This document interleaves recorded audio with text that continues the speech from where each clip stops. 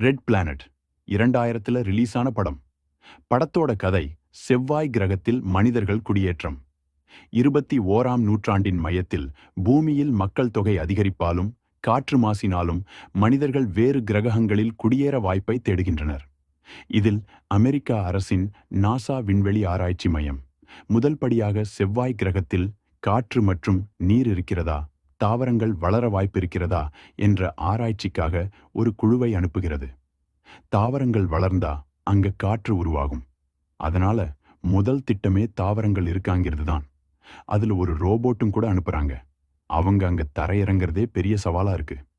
அவர்களின் விண்கலம் சேதமாகுது. அப்புறம் அங்க காத்தே இல்ல. இவங்க கூட வந்த ரோபோட்டும் தவறா தரையிறங்கினதுல அடிபட்டு போர் பொருளாக மாறி குழுவினரை கொல்ல முயற்சி செய்து ஆக்சிஜன் பற்றாக்குறையால அவதிப்படுறாங்க. கடைசியா அந்த ரோபோ குழுவில் இருக்கிறவங்கள கொல்ல ஆரம்பிக்குது. ஒருத்தர் மட்டும் தப்பிச்சு விண்கல பைலட் 2 பேர் மட்டும் பூமிக்கு திரும்புறாங்க. நல்ல கிராஃபிக்ஸ், நல்ல கதை, நல்ல மியூசிக். ஒரு பெஸ்ட் பேக்ரவுண்ட் சாங்க்கு ஆஸ்கர் நாமினேஷன் தேர்வாச்சு. விண்வெளி படங்கள் பார்க்குறவங்களுக்கு இந்த படம் ஒரு நல்ல சாய்ஸ்.